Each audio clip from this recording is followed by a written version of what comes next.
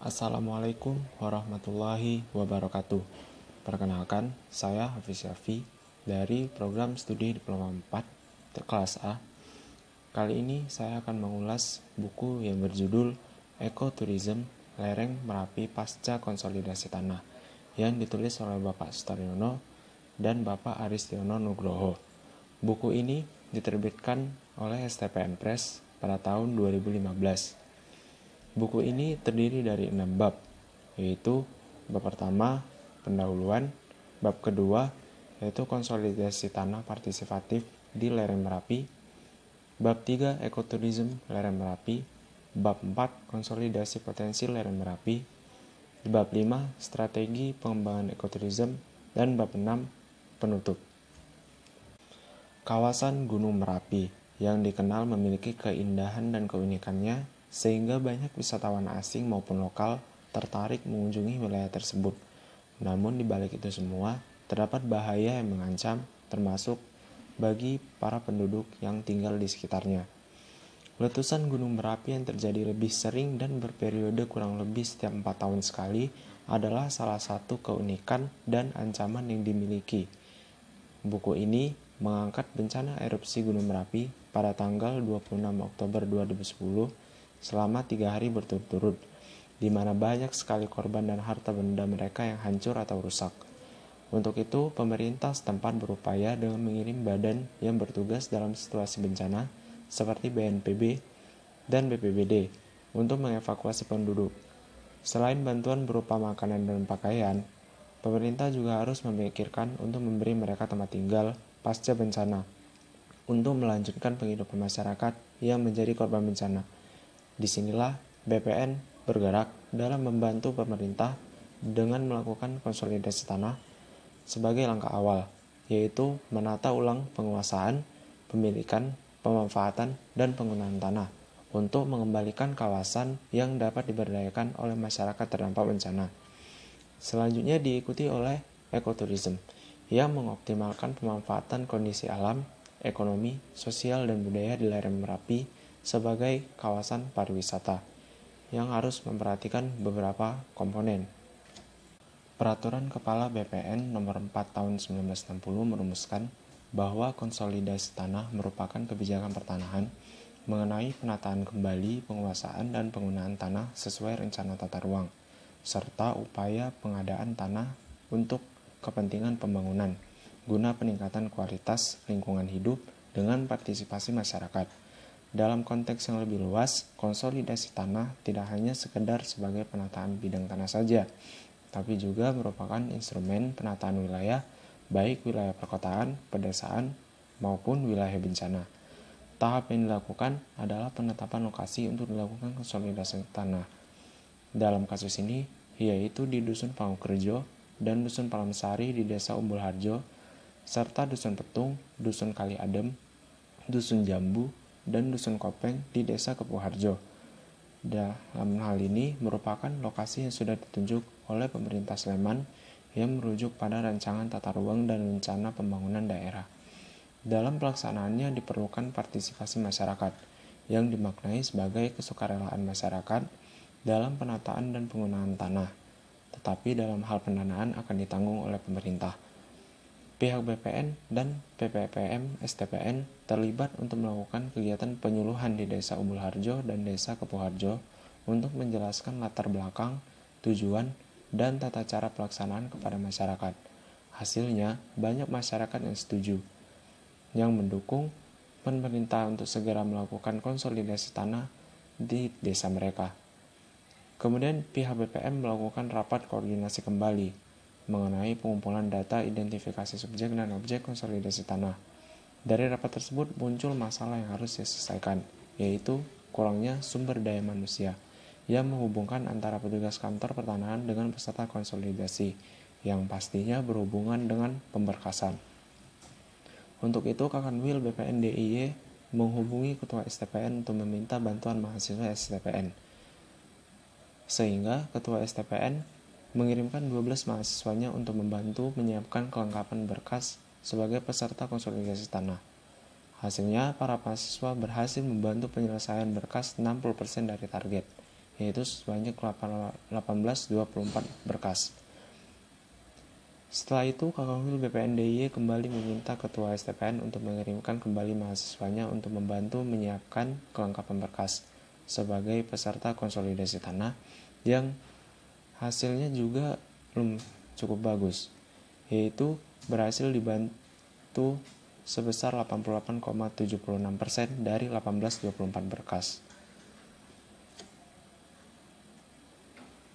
Tahap selanjutnya yaitu penyusunan rencana pradesain konsolidasi tanah di Desa Umbul Harjo dan Desa Kepuh Harjo dalam rapat yang dihadiri oleh pihak BPN dan jajarannya, PPPM STPN, pejabat Desa Umbul Harjo dan Desa Kepuh Harjo, serta peserta konsolidasi tanah.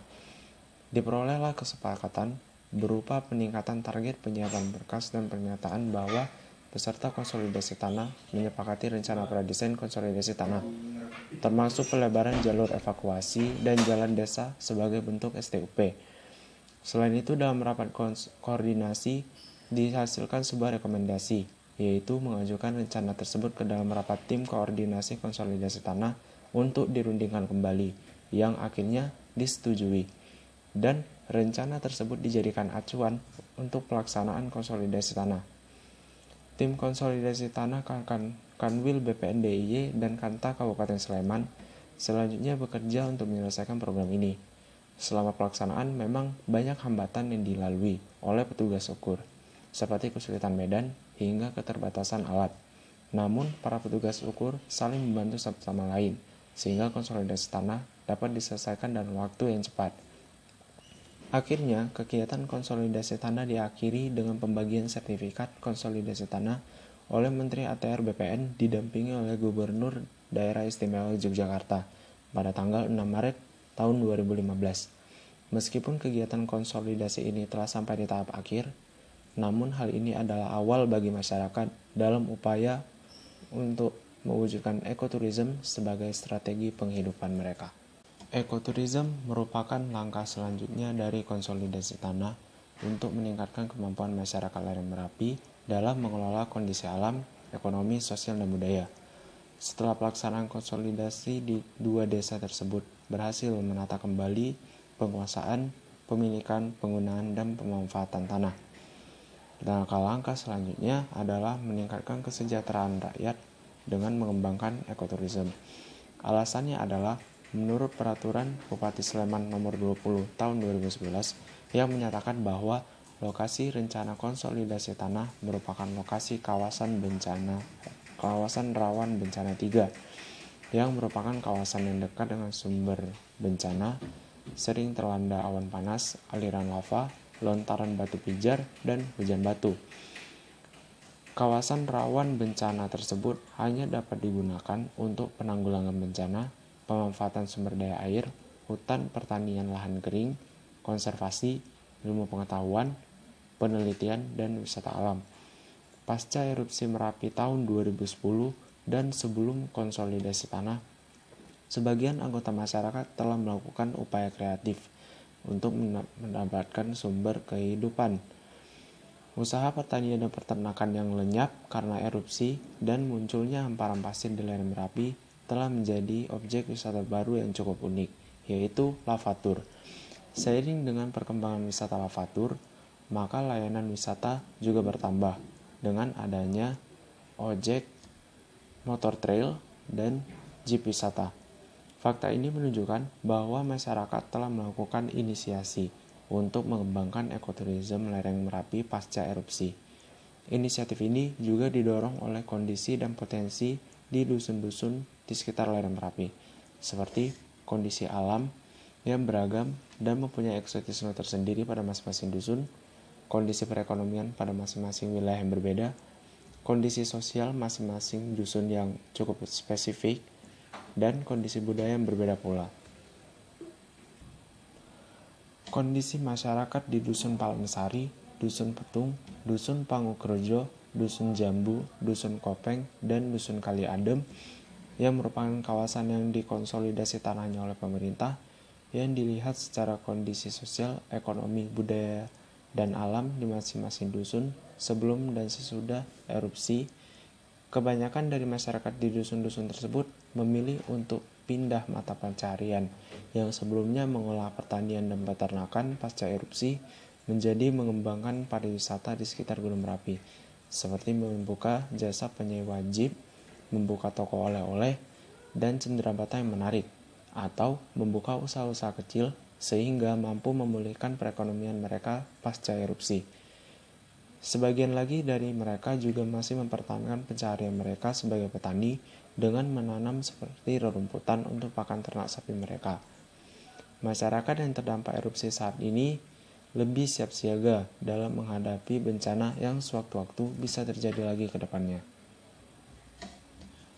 Strategi pengembangan ekoturism di lereng Merapi meliputi pengoptimalisasi hasil konsolidasi tanah. Hasil dari konsolidasi tanah berupa sertifikat hak atas tanah yang menjamin kepastian objek, kepastian hak atas tanah, dan jaminan kepastian subjek.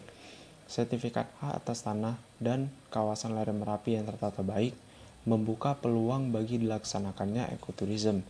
Untuk mendukung hal tersebut, maka potensi lereng Merapi perlu dikonsolidasi dalam pengembangan kelembagaan, baik oleh masyarakat maupun pengembangan kelembagaan oleh desa, agar pengelolaan, pengaturan, dan koordinasi dapat dilakukan secara optimal.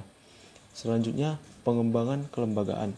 Dalam upaya mewujudkan ekoturism sebagai strategi penghidupan, paling tidak melibatkan 3 pemangku utama, yaitu masyarakat, negara, dan sektor swasta atau pelaku bisnis.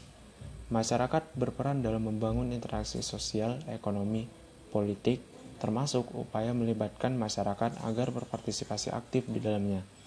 Sektor swasta berperan menciptakan lapangan pekerjaan dan menggerakkan roda perekonomian, dan negara atau pemerintah untuk menciptakan lingkungan politik dan hukum yang kondusif. Kelembagaan inilah yang akan berperan dalam mengakomodasi berbagai kepentingan masyarakat, sekaligus mengartikulasikan pada pemangku kepentingan lainnya, yakni pemerintah dan pelaku usaha. Dan yang terakhir adalah optimalisasi pemanfaatan sumber daya. Hal ini perlu dilakukan secara bersama-sama, baik oleh warga masyarakat, kelembagaan masyarakat, maupun badan usaha milik desa dan pemerintah desa. Dari penjabaran di atas, bisa disimpulkan bahwa konsolidasi tanah merupakan respon dari BPN untuk membantu masyarakat yang terkena bencana letusan Gunung Merapi.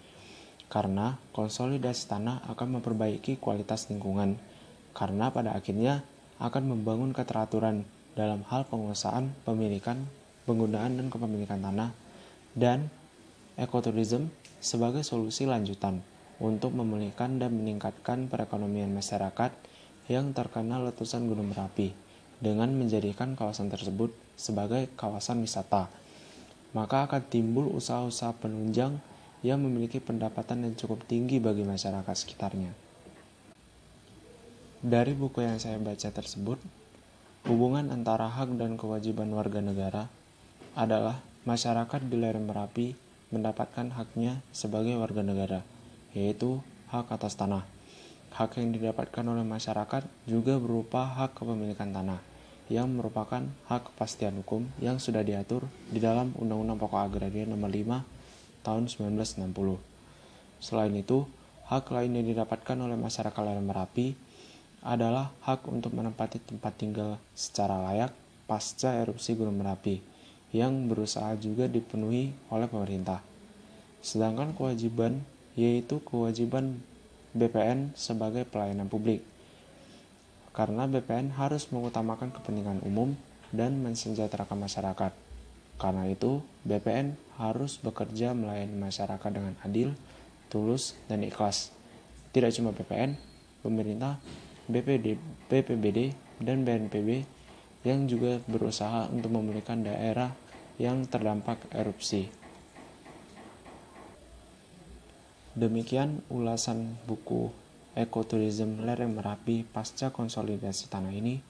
Semoga bermanfaat bagi kita semua, termasuk saya sendiri. Billahi taufik wal hidayah. Assalamualaikum warahmatullahi wabarakatuh.